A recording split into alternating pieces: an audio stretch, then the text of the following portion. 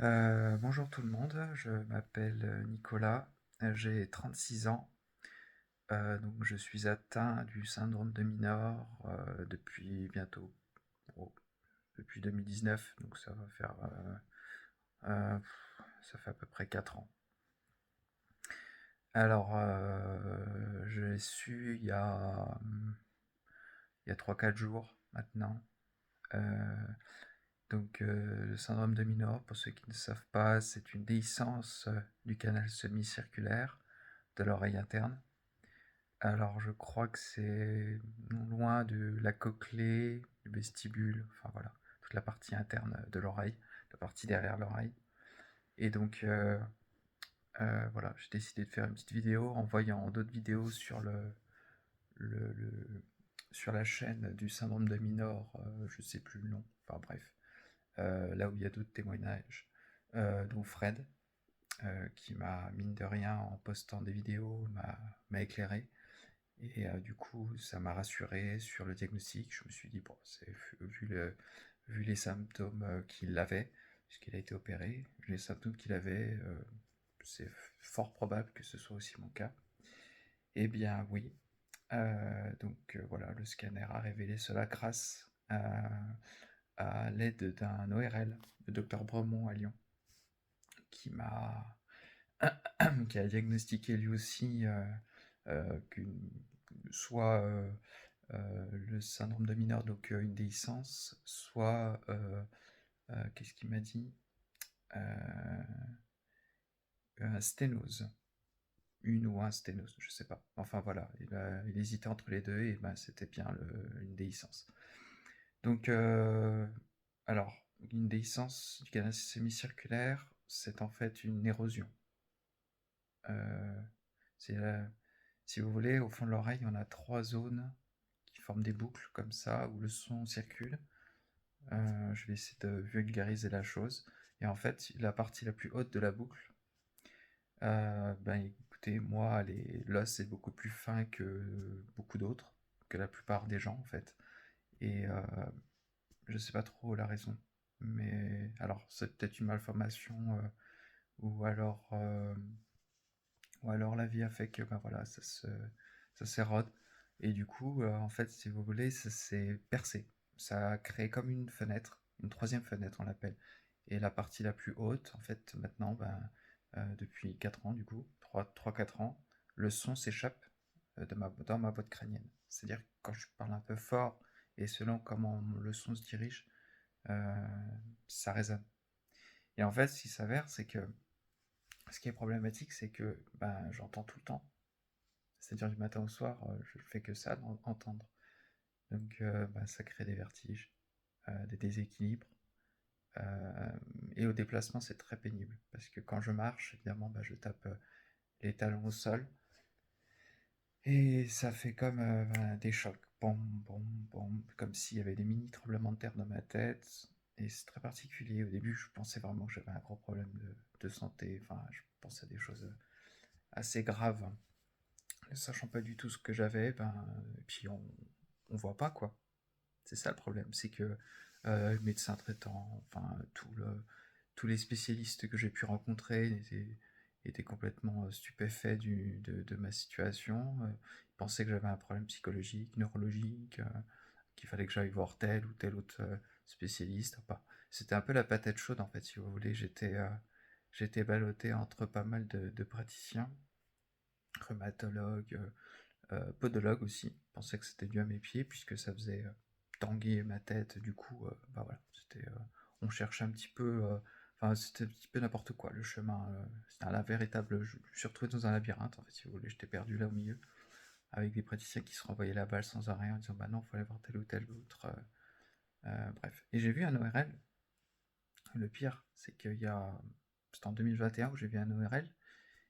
Et ben, lui, il est parti sur un code BIM sinusoïdal. C'est-à-dire qu'il cherchait, lui, s'il n'y avait pas une sinusite cachée quelque part qui crée justement cette autophonie que je peux avoir chronique. Et, euh, et ben non. Et du coup, bah, suite à ça, il s'est dit, bah, tout va bien. Si c'est pas ça, bah, je sais pas. Voilà. Donc, audiométrie faite il y a 3 ans. et rien. Tout va bien, enfin j'ai une bonne audition, c'est vrai que mes tympans vont bien. Le dernier oreille que j'ai vu, qui lui a décelé une déhiscence, me dit effectivement: «Vos tympans vont très bien», donc en fait, il n'y a pas d'une surdité forcément liée au syndrome de Minard, hein. Ça n'a rien à voir. On peut avoir une bonne audition et avoir le syndrome. C'est complètement indépendant. En tout cas, c'est mon cas, hein. Bien sûr, vous pouvez peut-être avoir des soucis de son, enfin, vous pouvez avoir une certaine surdité liée à ça. Moi, non. Voilà, c'est complètement indépendant. Euh, donc ça, oui, la, euh, comment, le, j'ai des acouphènes, voilà, excusez-moi, acouphènes pulsatiles. Donc en fait l'oreille droite, donc j'entends comme étouffé et parfois ben, quand ça s'intensifie un peu plus selon le bruit, quand je parle énormément, quand il y a du monde, etc. Il suffit que j'aille me poser un petit peu et que je sais pas, me mettre comme ça à un moment donné, comment la tête se positionne. Alors je pense que c'est la circulation sanguine qui doit créer ce genre de choses, comme la zone est mal est pas obstruée normalement, bah, peut-être, je sais pas. En tout cas, j'entends mon cœur dans l'oreille droite. Euh, Pas tout le temps, mais ça peut arriver d'avoir d'entendre ce rom, rom, rom, plus wom wom que pom pom. J'entends cette espèce de son sourd continu comme ça, le cœur qui bat, quoi. Très désagréable. Au début, quand on l'entend, ça fait peur.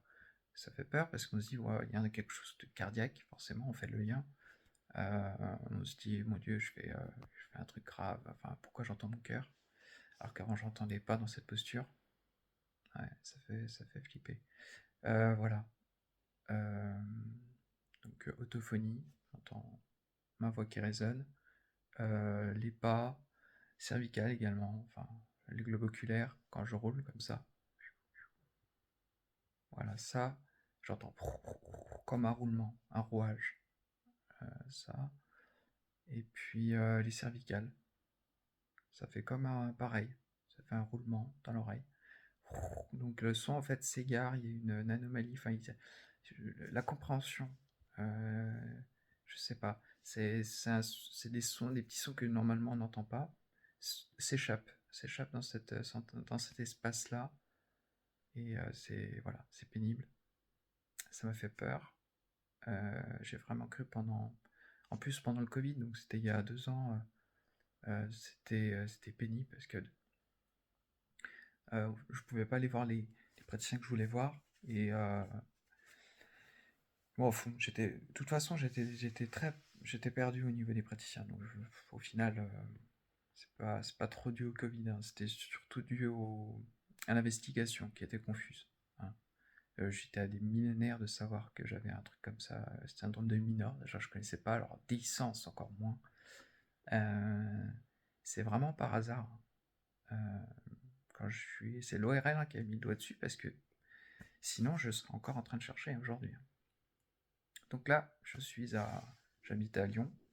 Je suis en train de chercher un chirurgien en plus de, de l'attente chez mon médecin traitant pour voir l'ordonnance, bien sûr. Et puis après, ben, activement, je vais chercher un chir qui va m'opérer quand, je sais pas, mais j'espère assez rapidement, dans les prochains mois du moins. 2024 sera la suite. Là, je suis dans la patience. C'est dur. On a envie de sortir de ce truc-là assez rapidement. Je crois avoir tout dit. Oui, faut passer un scanner, hein, pour savoir ce qu'on a. IRM, pas forcément, mais surtout scanner. Parce que c'est une coupe et au moins on voit directement la zone abîmée où il y a le trou. Voilà. Euh, pour en revenir aux raisons, ben, peut-être le stress pour moi, parce que j'ai pas eu d'accident, j'ai rien eu de tout ça. Je pense que j'ai eu un fort. Ouais, je me suis fait peur, j'ai été électrifié. Donc, il y a quelques années de ça, j'ai fait des travaux et j'ai eu des bourres qui m'ont fait que j'ai eu peur. En fait, j'entends mon cœur battre à fond. Donc, il y a peut-être eu un concours de circonstances sur la peur de mourir et ça a dû accélérer le processus. et du coup, c'est peut-être la raison du pourquoi j'ai fait ce syndrome. Mais ça peut venir effectivement, selon des personnes, ça peut être des forts traumatismes type accident grave. Et je pense qu'on a des prédispositions à ça. C'est pas par hasard. Donc voilà, maintenant il faut relativiser, être philosophe et se dire, ben voilà, c'était. Maintenant qu'on l'a, maintenant qu'on a la réponse, ce qui n'est pas évident, c'est que certaines personnes n'ont pas encore trouvé.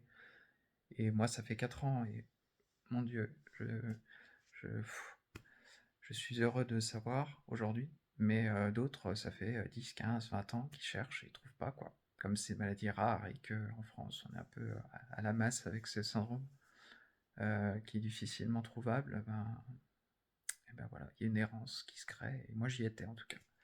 Voilà, ben j'espère que vous aussi vous allez pouvoir sortir de ça. J'espère avoir à peu près dit ce que je voulais dire et peut-être j'ai répondu à vos questions d'une certaine manière, sans le vouloir. Bon, en tout cas, voilà, l'idée c'était ça. C'est la première fois que je poste une vidéo sur YouTube.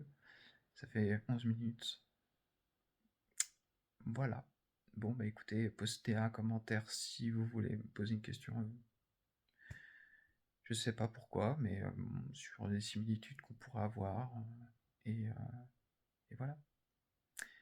Moi, j'ai plus qu'à chercher un chir. Si vous en avez un en France, un, un CHU euh, qui vaut le détour, moi je veux pas prendre n'importe qui, hein. Je suis capable de faire des kilomètres pour le coup, parce que de ce que j'ai cru comprendre sur Facebook notamment, il y a un super site d'ailleurs, il y a un groupe. Vous tapez simplement syndrome de mineur sur Facebook, vous le trouvez, où on partage. Voilà, j'y suis depuis peu. Euh, voilà, maintenant je cherche activement un chir, et n'hésitez pas, bon courage. À bientôt. Salut.